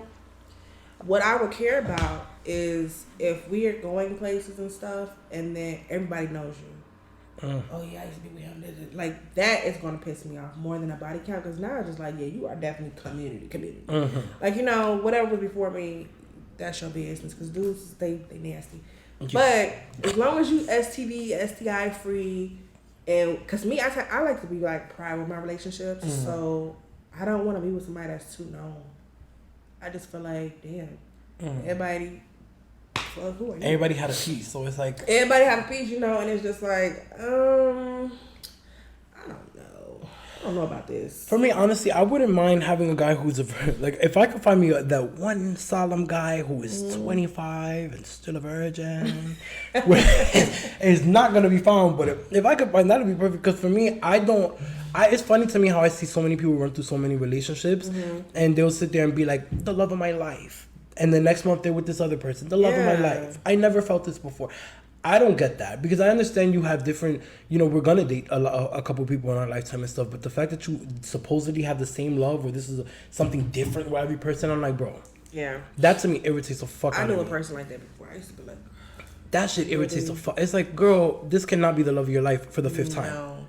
This can't be the love forever for the 5th time. You have 5 forevers? Yeah. Like, girl. You need some self-help, self-evaluation. Girl, self-something. Because, no. Self-something. So, I mean, because for me, I feel like the sex don't really matter, but, ooh, can you be with somebody if the sex is bad? Let's say you dating this person, y'all go out on a couple dates, he take you out, great personality, but then y'all finally have sex and it's bad. Honestly, I don't think I would be with them long term. Mm-hmm. I would definitely be with them, but I wouldn't take them serious. No, I know I wouldn't. I wouldn't take them serious, and I would definitely cheat on them. So, no. I was about to ask you, are you a cheater? But there goes the answer. I'm not a cheater, but in that case, I definitely would become one because I feel like in a relationship, you should be satisfied in all areas of the relationship. But at that point, it's like, don't get with them then. No? But at that point, it's too late if you're not already, you know, you might as well just stick it out for a little bit and see. Because me, I probably would be like, let me just see what this is. Let me help you get better. Let me see how I feel in a couple of weeks if I can tolerate it. But I mean, you could teach them how to get better. Some people are unteachable. Some people are just not teachable. Some people be stuck in their ways. Like, So, you know, I would definitely, it would not be long term. I would definitely cheat. Period. Yeah. How do you feel about kinks? Like feet fetishes, BDSM, armpits. Kinks? Piss. I feel like I don't think I ever been with nobody that really had like kinks like that. So I really don't know. But would you be okay with that? Like if you had a guy who just love feet, and every time you get home from work, he just wants to smell your feet and suck on them. You okay with that? Now my feet, if I'm getting off from work, you could definitely massage them. Yeah, right. Because I had an ex that was real good at massaging my feet, and I would literally pass the fuck. I'd be asleep, knocked out, snoring. Now you can massage my feet, but like sucking on them and fuck them, sucking on them and doing all that extra shit. That's a little too much all the time. Yeah, all the time. I don't get aroused by you sucking on my toes. I mean, I never had my toes sucked. Well, I had them sucked on once, but like briefly. And I was drunk, so it felt good. I don't know. I had it, and I just felt like, it's like, why are we here? Right, and then you think you're going to kiss me after that? Hey, we're freaking feet, bro. Like, that's disgusting, bro. So when do you know you want to keep talking to somebody? Like, do you have like, okay, so like, I mean like in the sense that let's say you link some boy today, right? Mm-hmm. Like, are you that person who like links and instantly knows I'll never fuck with this person again? or be like, you know, or it's like you give them another time and then you be like, okay, now I'll never fuck with them again. So it just depends. Because I know for me, I have like observed how they hit me up, you know, in the DM or whatever, however we met. I really take that like serious. Your first impression to me is very important. So the first impression, the first messages, and then how you talk. So like I'm that type of person, like when you're hitting me up, I'm really calculating and really observing that hey, what's up, or shawty, or this or that. If you don't really approach me correct, that's already an ex. Then if you come on a date and you just like, oh, what you want to do, and you haven't thoroughly planned nothing out, like say, hey, if I told you I'm free Saturday, and you just say, oh, well, come meet me here, and you have not thoroughly said, oh, you know, I'm gonna make a reservation at this place, and we're gonna go here and this. You don't do a whole itinerary, that's another X off. Then if you don't bring a bitch some flowers or something nice, pay for dinner first date, you got another X. Period. So then I'll come on a date and see how it is, and then the second time, and it's still like no initiative or just what you want to do, at that point I'm through with you. Period. I'm through with you. Cause I had a guy like that out here, and the first date was actually pretty kind of cool. It wasn't cool, but it was like, you know, decent, you know. And it's crazy because, now this is another thing too. It's crazy because he actually did hit me up, you know, correctly in the DM. Because like we had met out at like some little club. He, you know, added me on Instagram. Then he, you know, wrote me. Cool. He was checking off the boxes. Period. Good. We go out to eat at this restaurant. Good conversation. Good. Great. Check off the boxes, you know. Now, after that, we didn't really see each other for like maybe a week or two. And then, you know, but I felt like something was off. I found something off because he was always hitting me up in my Instagram DM, but he wasn't texting my phone. I'm like, what's up with this? It's kind of weird. Go out to the movies and out to eat again, like maybe 2 weeks later. And like it was decent. You know, I felt like he took his time because he owns like a little shop, and of course he gets off and we go out to the movies. He's snoring and sleep on me in the movie theater. I'm like, okay, whatever. He's tired, but I guess he wants to see me, so okay, I'll, you know. Then after that date, maybe like some days later, he was just like, oh, let's get a hotel room and let's act bad. Bitch, are you That's fucking like bad. serious? Who texts like that? Let's act bad. Nigga, you wanna have sex? Just say, can I have some?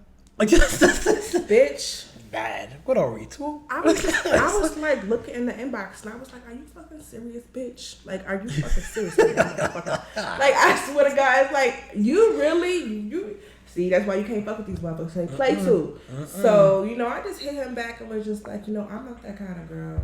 And he did not write me back. That's the thing about the guys out here. See, the guys out here, they're not up front, and they're not gonna just straight up tell you. They're gonna tell you, oh yeah, I'm looking for a little vibes, and inconsistent. Just go with the flow. Y'all link a couple times. Once they get what they want, whether it's sex or if they don't get what they want, that's it. I'm like, bitch. I tell niggas off rip, tell me what you want. And it was so crazy was because when we had went on our first date, he was just like, oh, you know, I wanna, you know, connect with you because you got like some marketing skills and you seem like you like popping and stuff. This and the third, and, you know, I could, you know, use some help. And we was actually going over ideas and stuff for his business, shit like that. Cause you know, I used to have my own business too, and I used to do marketing. So I'm like, okay, you know, thinking we could make some money together work. Girl,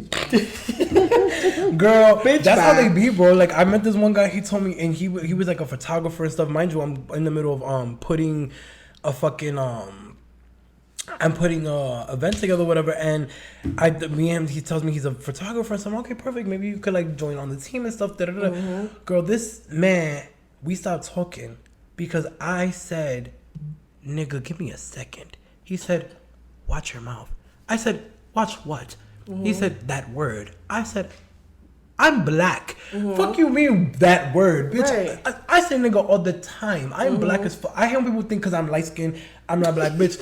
There's all shades of motherfucking black. Don't tell me I can't say the word nigga. I said, really? And he got mad just because of that and blocked me because I said the word nigga. Oh, well. I said, you little bitch. Yeah, I feel like people do, you know, be offensive to that if you don't look a certain...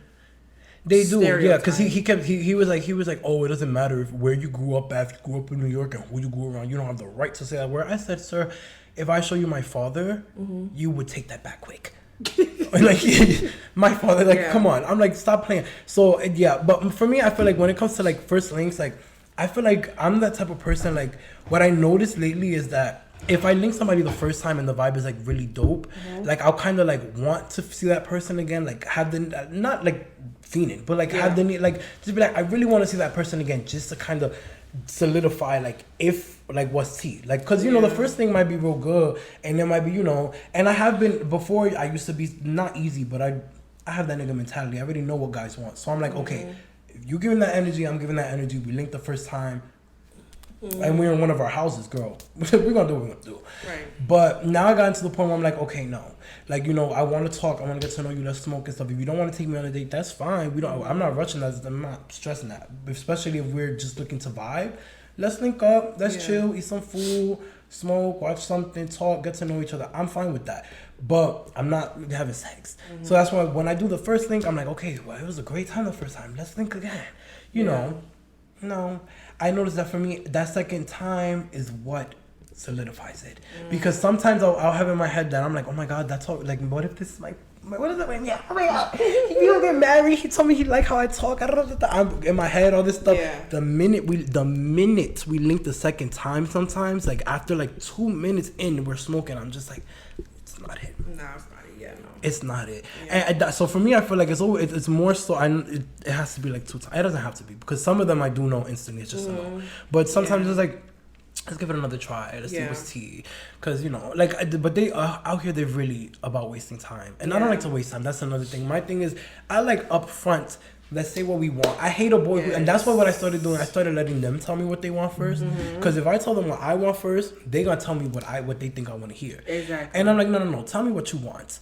Like, if I tell them straight up, if you want sex, say you want sex. Let's do what we do. If I'm if I'm in the right mood and you looking the part, I might just say fuck it, fuck how I'm feeling. Let's just do it. But if you say, oh, you want something consistent, come through on that. Don't just say that and not be consistent. Yeah. Because like, what the fuck? I've met so many guys out here who want to be consistent. They want this and that. Girl, where they at? Valentine's Day isn't next week. Who bringing me flowers? Who bringing me chocolates? Okay, at this point, I'm buying my own flowers. Girl, I'm buying my own flowers. I can buy myself flowers. Okay. Miley said it, girl. That whole day, I wake up in the morning, I'm going to drink a glass of wine that day, and I'm going to sing that song all day. Because fuck. Now, what are your, so you said, sex. So, do you have, sexual preferences when it comes to dating? In the sense that, when you're talking to someone, do you have different layers, like with different guys? Like, it's like, okay, I need to go on several dates with you before I give it up. Or it needs to be more serious before I give it up. Or with some guys, it's just like, he's fine, I'm just gonna fuck him.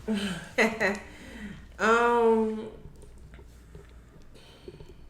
feel like it's just whatever the energy is. Yes. You know, whatever you feel. I feel like for me, I've had a good judge of character, so... well, no, I ain't gonna say everybody, but some. I think now, because back when I was younger, weirdos.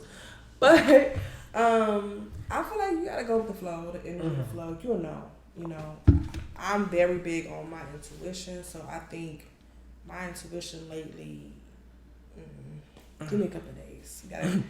You gotta keep going on the days. I gotta see, you know. But I can't really always say that because I've had relationships before where we moved real fast and we was in a relationship for a long time, so you just gotta go with your intuition. Yeah, I feel like just go with the flow. Definitely, like you said, sometimes things can happen fast. Like I think a lot of people don't believe that you can fall in love fast. I believe you can. I feel like if the vibe is right and like the energy is real right, that person's real dope. Especially, it also depends on your mental state of mind. Because if you're in a more vulnerable state of mind or something, that person comes swooping in, bitch, you easier to be like, oh yeah, this is the one. But no, it's just because you was weak at that moment, they came and just knew what to say and how to act to get you under their wings. You kind of gotta be like visual with that and kind of like pay attention to those things. But that's why when people like, because I feel like I'm only 21, about to be 22. Yeah, I'm young and supple. I feel like I'm glad I got my whole face out young. Like I started at 12. I'm glad. I started having sex at 12. I'm glad I got that shit on my way early because it's like being a whole all these years, 10 years straight. It's like I'm like, you know, that's why I'm not to the point where I don't really I could be hooking up with guys every day, but I don't want to anymore. It's just whack. It's played out. You know, I don't want to keep raising a body count and be like, okay, well now I'm 30 and I have 100 bodies and still have never been on my first date. That's embarrassing. Yeah. So, you know, for me, it's like I feel like I'm glad I got all that shit on my way young. So now I am able to, you know, like you said, have that intuition, kind of know how to work with guys. But a lot of them could put on fake fronts and fake faces. They can. You know, so it's like, it's kind of hard to tell sometimes. Especially like when me, I feel like I was a ho-ho until recently when I kind of like, not recently, it was like a year and a half ago, a year ago, when I finally came to terms and finally got over my thoughts and feelings and emotions with like my first heartbreak or whatever. Once I finally got the conclusion to that and like the closure to that, in a sense, I was like, bitch, now you can actually work on yourself and actually be like, you know, this is what you want, this is what you deserve. You love yourself, obviously, because bitch, you know, whatever. And you know, it's like you have to, and that's why I feel like heartbreak is important. You know, let's say for you people who scared of heartbreaking, like I want to get married once. No, don't be that dumb bitch that just wait till that one marriage. Cause that one dumb bitch that waits till marriage is that one dumb bitch that get married too late in life and now you're dying alone because you said you wanted to wait for that one. Now you 60 and you can't get back in the game. For me, I feel like you have to go through heartbreak because that's kind of what builds character, not only in a dating sense, but in a sense with everybody. Because when you get your heart broken, you not only learn the self-love and like what you don't like people to do, like, but you learn boundaries, you learn respect, you learn levels and how to keep people at distance. It kind of helps every aspect of life. So that's why you learn more about yourself as well. Yeah, so that's why for me, I'm honestly glad as fuck that motherfucker broke my heart when he did at a young age, bitch. Because if had he not broke my heart and I would have not been crying over years for that man, I would be a mess right now, still being a hoe. But I'm like, but it depends because some people, they get their heart broken and they just be so stuck in that, you know, brokenness. Yes. Some people can't bounce back from that and then they still just find the same men or women just like they ex, and then now they in this circle and this this cycle, and they just can't get out of the cycle. And it's like, ooh, child. Oh, we talking about cycles. Periods, not periods. No, we talking about cycles. Do you believe that do you see any correlation with any of your dating habits or like your dating situations? Any correlation with that and like your parents? Like things that maybe your parents did in their dating, or things they did with you that maybe affected you in a good or bad way with like your dating? Yeah, for sure. I noticed a lot of mine, girl. Yeah, for sure. Bad. I know. I was watching this video my sister had posted, and she sent it to me on TikTok. It was about like the mother wounds and the father wounds, and if you had this type of father, that you would be affected in this type of way.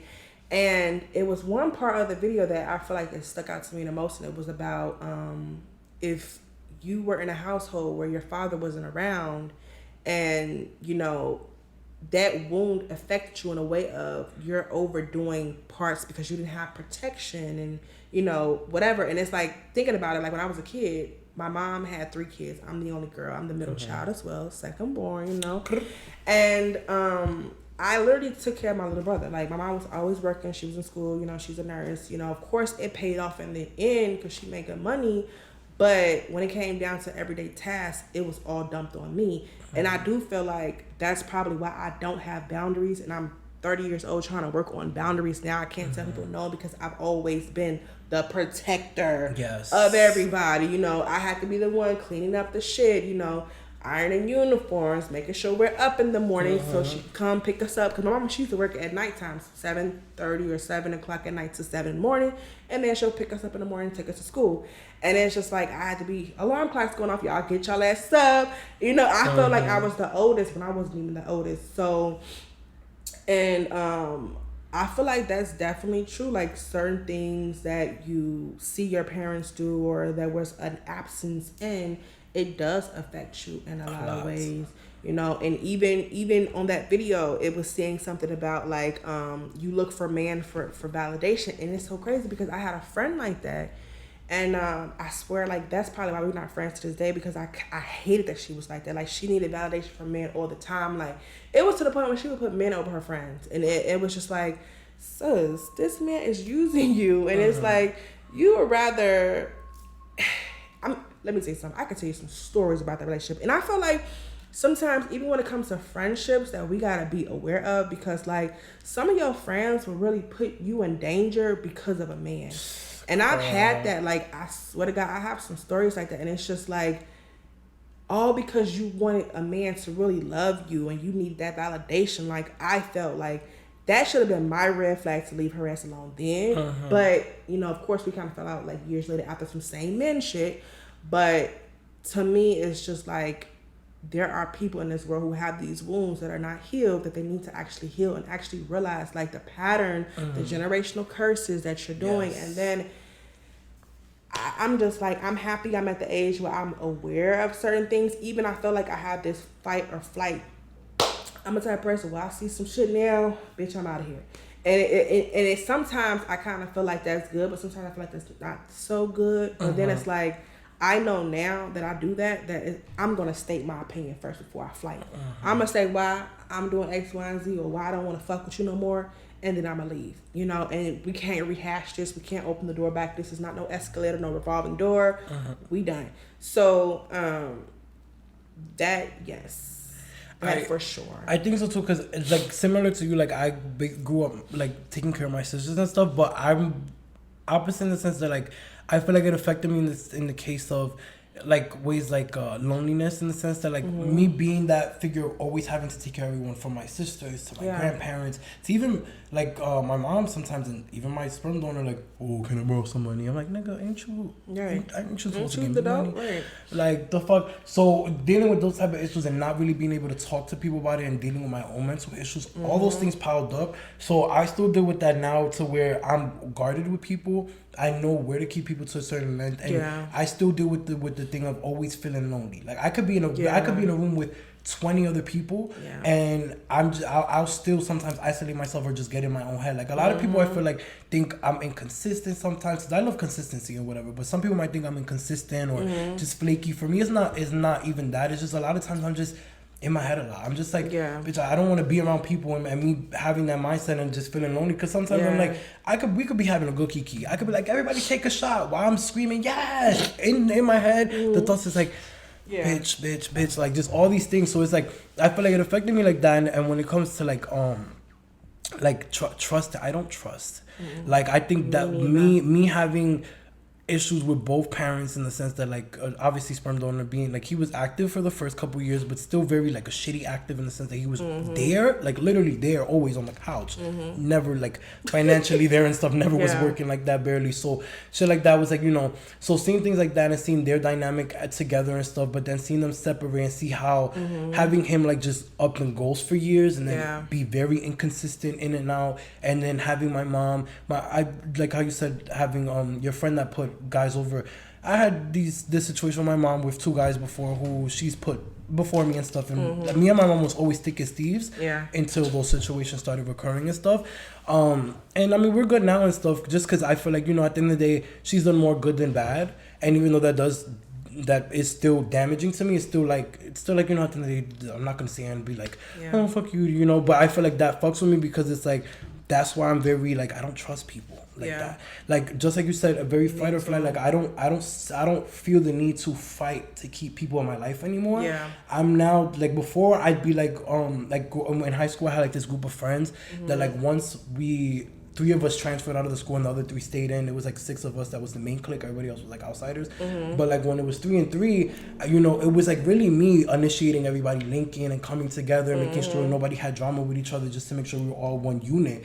Now it's just more so I don't care. Like now I'm just like, whoever want to fuck with whoever want to be, who want to fuck with me, whoever don't, I don't care.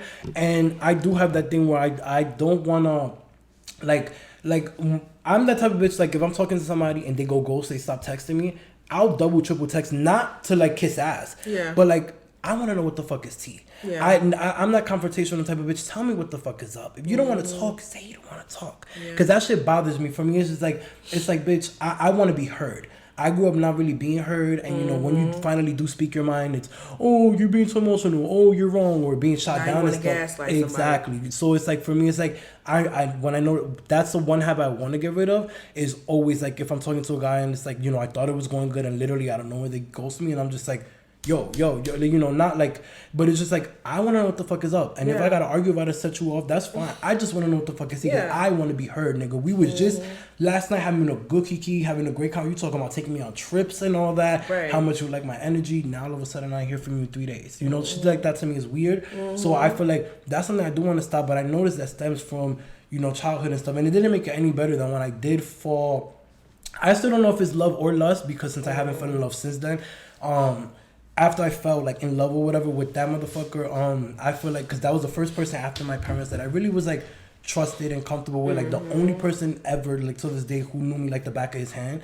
And it was like once he betrayed me after that, I was like, there go another one. I was like, fuck your parents, now this nigga. I was like, at this point, girl, you can't trust nobody. No, you can't. So I feel like people need to, like, when it comes to dating, I feel like that's why we live in a time with so many like toxic relationships, and so I feel like we live at a time where everybody's so happy with being toxic, and people up, like, you see people praise toxicity. Yeah, they get excited. It's a thrill for that them. Turns them on, and I feel like it's because they come from broken households or they have witnessed broken situations and stuff. Because their mama and their daddy was yelling at their ass and cursing their ass the fuck out, and they saw their mama and daddy cursing each other out and being back together and all this shit. So they think that that's love. Or not being together, and the daddy has his girlfriends, the mommy has her boyfriends, or just shit like that. I feel like it's very common because there's so many people like that I've spoken with that have told me the similar stories to me, how they had parents who put, you know, their significant others over their kids, or you know, parents who just was constantly arguing and shit like that. It's just like, I feel like that's why there's like toxicity is just such a now. Yep. And it's sad, true. But it's like, you know. Yep, that's true. And I kind of feel like, and I see this all the time, like people that I know, I just kind of feel like if you know for a fact you are dealing with your own mental stuff, don't be seeking a relationship. No. Go fix yourself first. Heal yourself first. People are so quick to like, every day you need to be talking to somebody. Like, you have codependent issues, okay? Go love on yourself. Go see what you even like, because if you already a broken person and you're trying to date somebody, who do you think you're gonna find? Another broken person, because you're broken, you know? And you don't have boundaries and you don't have this and that. So it's just like, you're gonna find another broken person. You are what you attract, and at that moment you're broken. So you're gonna find some toxic shit. And then you wonder why shit don't work out, is because you're steady trying to make things work. Right now, God is trying to sit you down to fix yourself. Look at the man or the woman in the mirror right now. You know, so that's why so much toxic shit. And then they seeing all this toxic shit on social media and these toxic relationships on these networks. So but I feel like that it's kind of it's a little tricky sometimes. I'm one of those people that like, I feel like I don't fiend for relationships and I don't need nobody, because I know a lot of people. One of my pet peeves was when I used to have friends that would be like, I can't go to sleep unless I'm on the phone with my boyfriend. Bitch, what? Are you dumb? I can't go to sleep until I hang up. Like, shit, I'm not even tired until I say bye. Like, that shit is like wild to me. But it's like, because I noticed that like me, like, you know, I attract broken people, but I'm not like, I know there's things I need to fix. And I know there's issues that I'm very uncomfortable with that I want to get better at, but I don't consider myself broken. But it's like, that's the energy, because I even when it comes to friends or just people that come, I always attract all types of energy. Good, bad, broken, whole, super whole, too broken. It's a lot of everything. So it's like, you know, but when consistently the boys is coming and they're the broken ones, I'm like, bitch, what am I giving that is, you know, that, but it's like, you know, like you said, like you have to work on yourself and you have to focus on yourself and being better.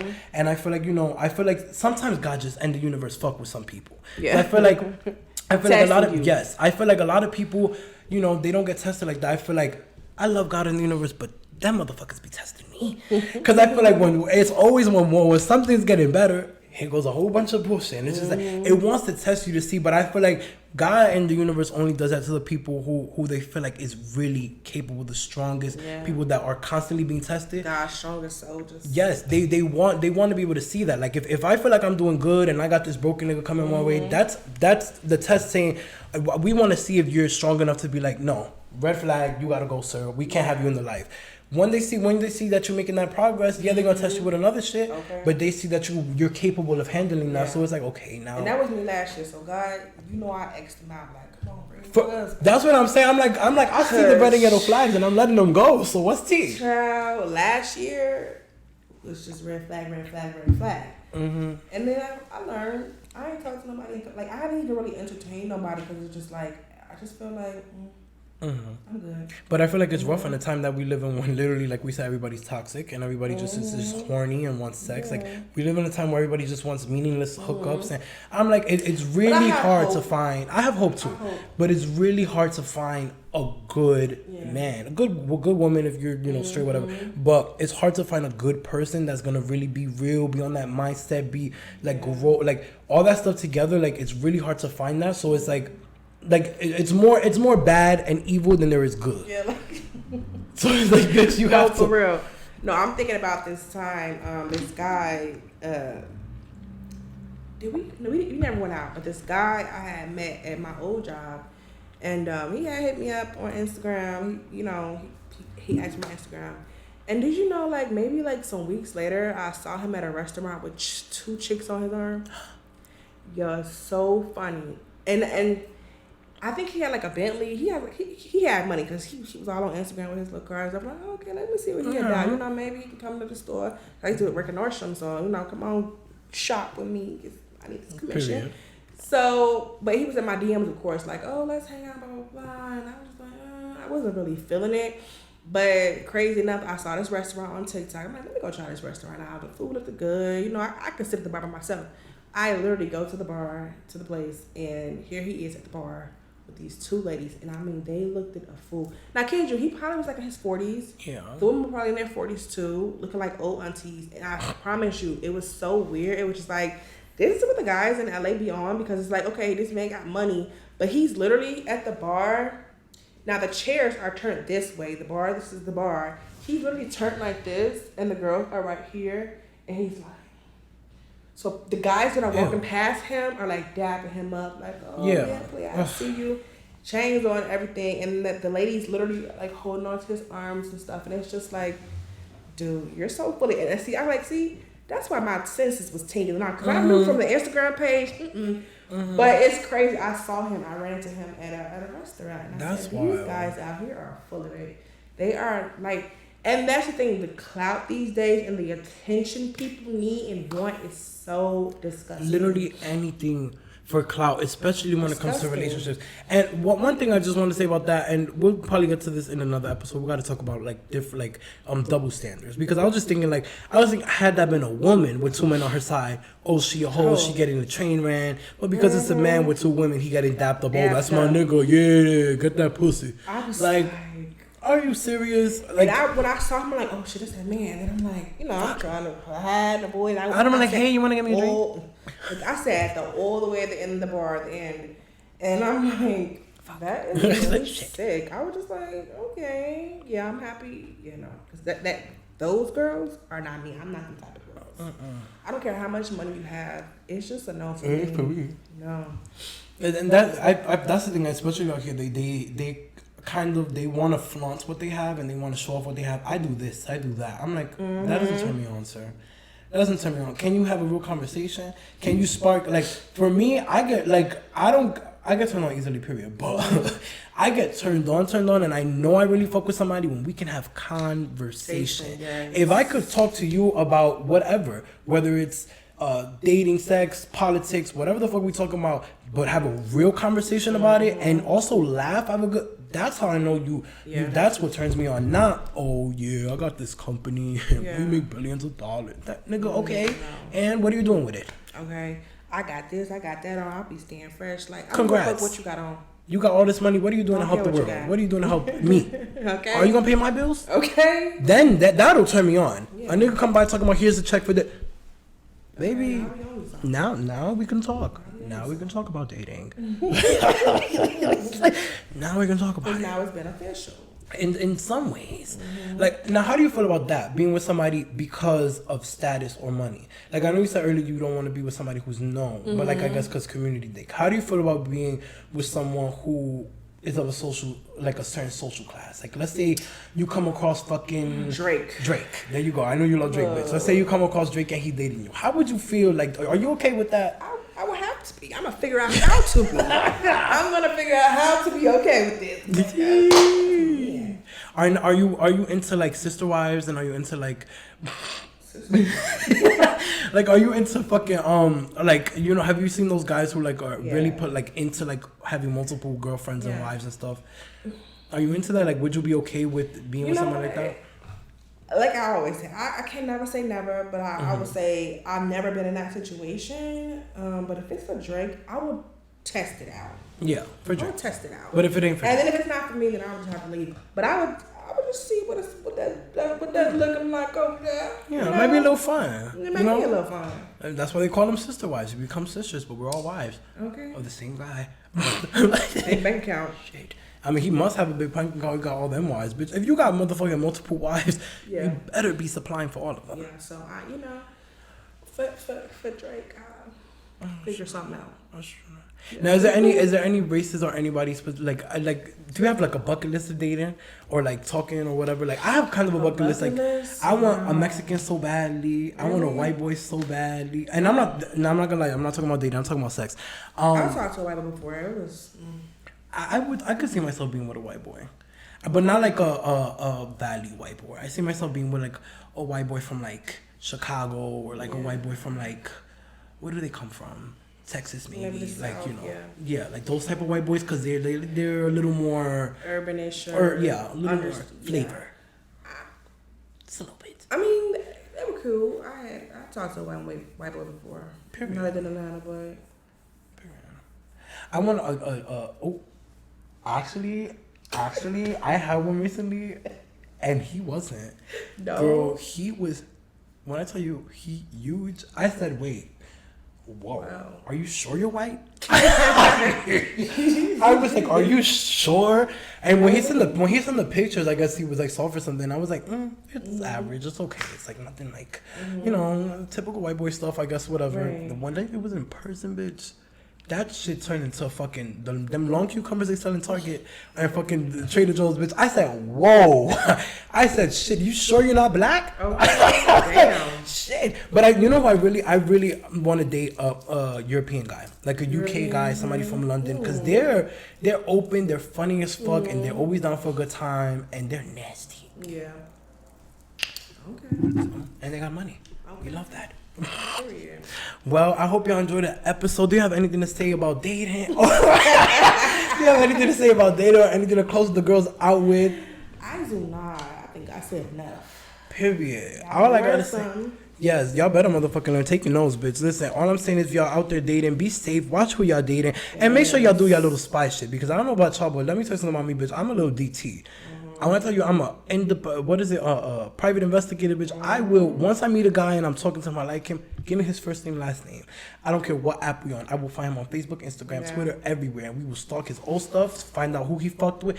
All that, girl. You got to be safe because and make sure y'all going to get tested because and normally going to get tested, especially if you're in a relationship with somebody, because they be cheating. And I recently saw something with this lady, she had caught HIV from her husband. So y'all need to, especially if y'all here in California, because I mean they do it everywhere, don't get me wrong, but it's a lot of shit. The most I've noticed out here, and well, I've only lived in New York and here, but I've noticed the most out here is like the amount of guys with girlfriends, boyfriends too, because there are a lot of them being boyfriends and still cheating. But the amount of boys with girlfriends cheating, and not only cheating with females, but cheating with men too. That is that is double homicide. Because now you don't only got to worry about what bitch he fucking and probably getting pregnant and getting diseases from. Now you got to worry about the man. And then if you know one thing about these gay men, especially out here in this side of the West Hollywood and all that stuff, they is hoes. So if he out here fucking a bottom that's getting fucked by a top, that's getting fucked by another top, who's fucking a bottom, who's gang banging in a porn star, girl, you are going home with 100,000 diseases, and that baby is going to come out in more than one color, because now you got all types of different semen mixed up in one. Dirty. But yes, I hope you guys enjoyed this episode. Like, comment, share, subscribe, and girl, so this is our last episode audio before we go visual. Period. 2.5 weeks, guys. So y'all not gonna hear from us for 2.5 weeks. So enjoy this 5th episode, because in 2.5 weeks on February 26th, y'all are going to see our beautiful faces finally. Oh my god, I'm so excited. Okay. Until then, we love y'all. Follow us at GorgAshMarie, JayDaHbic, and listen to us on JayDaHbic Productions over on Spotify. Catch us on YouTube. Thank you. Love you. Bye. Bye.